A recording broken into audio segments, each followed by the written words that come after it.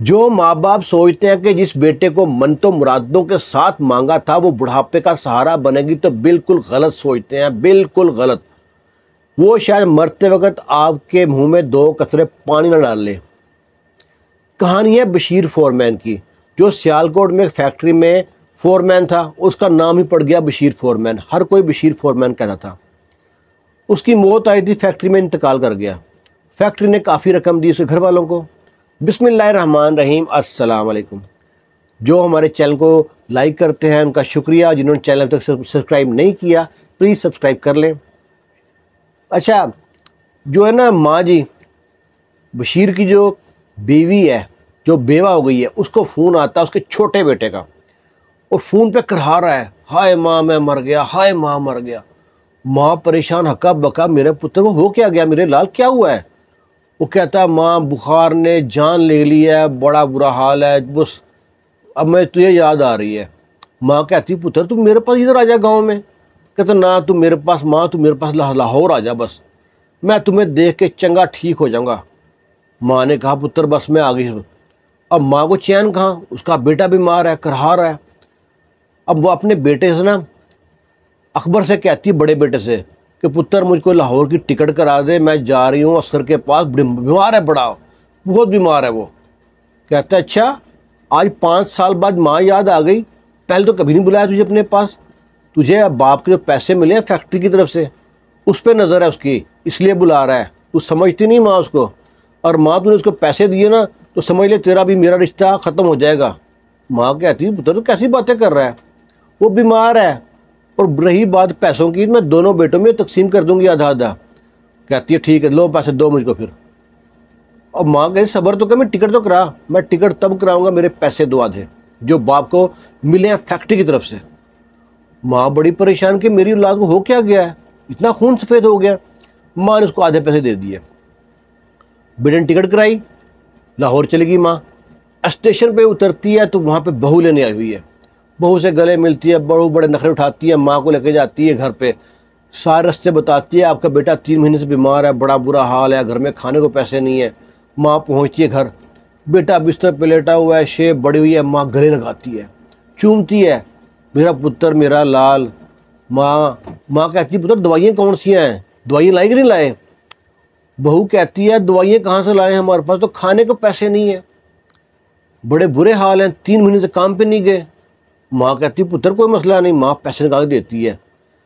तो उधर ना बेटा बोलता है माँ हमें राशन के पैसे उधार देने हैं, दूध वाले के देने हैं, बिजली का बिल देना है, फलाने देने, तो इतने पैसे बनते हैं। माँ निकाल देती है पैसे।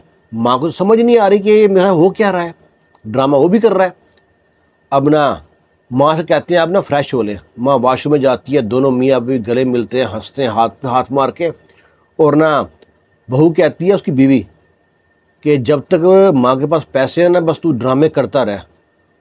वो कहता है मैं कब तक गोलियां खाऊंगा। उसकी बीवी कहती टेंशन मत ले, ये सारी गोलियां कैल्शियम की हैं, परेशान मत हो तू। और बड़े जनाब हंसते हैं। माँ आती है, माँ बेटे की खिदमत करती है, माथे पट्टियाँ करती है, वो समझती है वाकई बीमार है। दिन गुजरते हैं, अगले दिन फिर माँ से कहते हैं माँ देना पैसे, फलाना बंदे के उधार देने हैं। फिर 2-3 दिन बाद माँ देना पैसे। हफ्ते में माँ के पास जितने पैसे थे ना सारे ख़त्म हो जाते हैं। फिर पैसे मांगता है, माँ देना पैसे, मैंने ना कुछ काम शुरू करना है। माँ कहती पुत्र मेरे पास तो टिकट के पैसे भी नहीं बचे, सारे पैसे तुझको दे दिए। अब बेटे को तेवर बदल गए। कहता है माँ मैं कह रहा हूँ पैसे दो, मैंने कारोबार करना है, मैं 3 महीने से घर बैठा हूँ। माँ कहती पुत्र तू बोल कैसे रहा है। कहता पैसे किधर हैं, इतने पैसे मिले अब्बा जब मरा वहाँ पे। कहती पुत्र तो आने से पहले तेरे भाई ने वहाँ पे तड़ी लगा दी थी, आधे पैसे देख के जा। झूठ बोलती है तू सारे पैसे दे आई है, मुझे कह दिया तुमने कुछ भी नहीं। अगर तुम्हारे पास पैसे नहीं है ना तो हमारे पास तुम्हारे रखने की घर में जगह नहीं है, दफा जा यहाँ से। वो माँ देखती है अपने बेटे की तरफ, ये बोल क्या रहा है। कहता पुत्र तो ख्याल कर, तेरी माँ बात कर रही हूँ। कहता होगी माँ, जिसको पैसे दिए उसके पास जाकर रह, अब मैं नजर नहीं मेरे घर में। माँ हक्का बक्का परेशान। 1 दिन हो गया, 2 दिन हो गया, माँ गई ना। माँ वॉशरूम से निकलती है, देखती क्या है कि ना उसकी जो बहू है, माँ की जो पोटली थी उसमें कपड़े थे, दवाइयाँ थी, माँ की आना थी, उसको आग लगा रही है। माँ हैरान परेशान, बहू ये क्या कर रही हो, मेरे कपड़े हैं, मेरी दवाइयाँ, मेरी ऐनक में। क्या तुझे बुढ़िया कहा था चली जा, अब भी वक्त है, आज कपड़ों को जलाया कल तुझे जला देंगे, निकल यहाँ जल्दी से।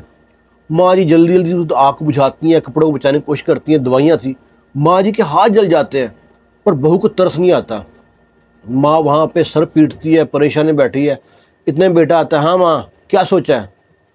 कहती है पुत्र मेरे पास टिकट के पैसे नहीं है स्टेशन पे जाने के लिए भी। लड़का कहता है माँ मैं तुम्हें टिकट लेके देता हूँ, टैक्सी में बिठाता हूँ, टिकट के पैसे मेरे पास नहीं है, टैक्सी में बिठा देता हूँ मैं, चाहे वहाँ भीख मांग चाहे कुछ भी कर, मर जी मुझे नहीं पता, मेरे घर वापस मत आना। माँ को उठाता टैक्सी में, टैक्सी कहता है इनको छोड़ दे स्टेशन पे, और माँ को पैसे नहीं देता टिकट के लिए, कहता वहाँ से मांग लेना, भीख मांग लेना। माँ वहाँ पे जाती है स्टेशन पे, बुरे हाल में बैठी है, नहीं पता कहाँ जाना है, कौन सी ट्रेन में जाना है। बैठी रही, कोई पूछता है तो बताती वहाँ जाना है, किसी ने बताया ट्रेन जा चुकी है। और वहाँ बैठी है कोने में और रोई जा रही है, आंसू पूछी जा रही है। एक फैमिली बैठी वहाँ पे, वो देखती है कि माँ जी बड़ी परेशान है, रो रही हैं, कोई बड़ा हादसा पेश आया शायद। खाना खा रहे थे वो लोग, उन्हें माँ जी खाना खाएंगे। माँ जी ने झट से खाना पकड़ा है, भूखी थी, खाना खाना शुरू कर दिया। और खाना चाहिए, उन्होंने सारा खाना माँ जी को दे दिया। माँ जी ने सारा खाना खाया, शेरों की दुआएं दी उनको। माँ जी वो लड़के लोग चले गए जो फैमिली बैठी थी। अब जब किस्मत बदलनी हो तो क्या होता है, अल्लाह ताला वसीला बनाता है। माँ जी वहाँ बैठी हैं, पूरा दिन गुजर गया।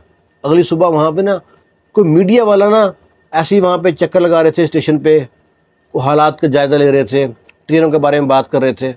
उनकी नज़र पड़ती है माँ जी के पास, जो थोड़ी सी रोटी है उसे खा रही हैं, उनका ध्यान नहीं पड़ रहा कि सारी रोटी पे आंसू गिर रहे हैं। सामने रोटी रखी है, कुछ खा रही हैं, कुछ पे आंसू गिर रहे हैं, पता नहीं चल रहा उनको। वो सोचता है लाजमी ना माँ जी के साथ को बड़ा हादसा पेश आया। वो माँ जी के पास जाता है, कहता है माँ जी आपको मालूम भी नहीं पड़ा आपकी रोटी में आपके आंसू मिल रहे हैं। कह रहे पुत्र क्या बताऊँ, मैं तो लक से कख हो गई। कहते हैं क्यों, आपका कोई है नहीं? कहता है मेरे दो जवान बेटे हैं, अच्छा खाते कमाते हैं, धक्के दे घर से निकाल दिया। पूरी कहानी सुनाई, कैसे मेरा जो शोहर फोत हुआ, बच्चों ने मेरे साथ क्या क्या किया। तो वो कहता है मेरा बेटा दूसरा बड़ा है ना, वो गांव में रहता है, वो कहता है मेरे नंबर दो, मैं उसे कॉल करता हूँ। वो नंबर लेती है माँ से, वो बताती है, वो कॉल करता है। माँ जी बात करती हैं कि पुत्र तेरे छोटे भाई ने बड़ा जलील किया है, मैं अब तुम्हारे पास आना चाहती हूँ। कहता है खबरदार माँ, सारे पैसे उसके दे दिए, अब मेरे पास आएगी, मेरे घर मत घुसना, मैं टांगे तोड़ दूंगा।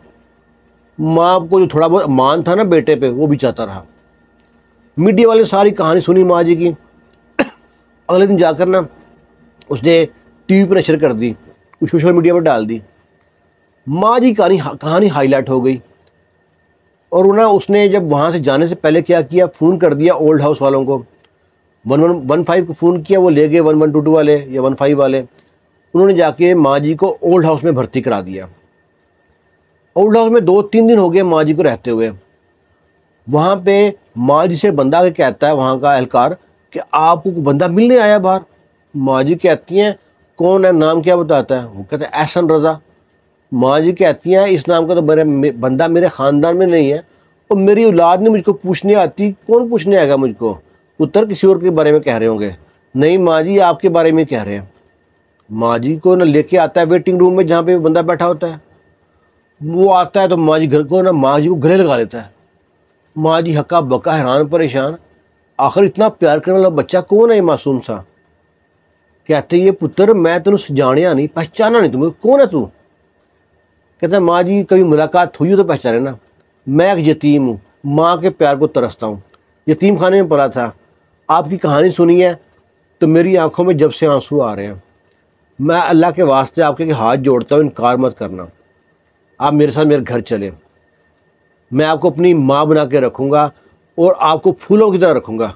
देखें गाड़ी में आपकी बहू और पोता इंतज़ार कर रहे हैं, बस इनकार मत करना। अब माँ जी खुशी से या गम से, दोनों से आंसू आ रहे हैं माँ जी के पास।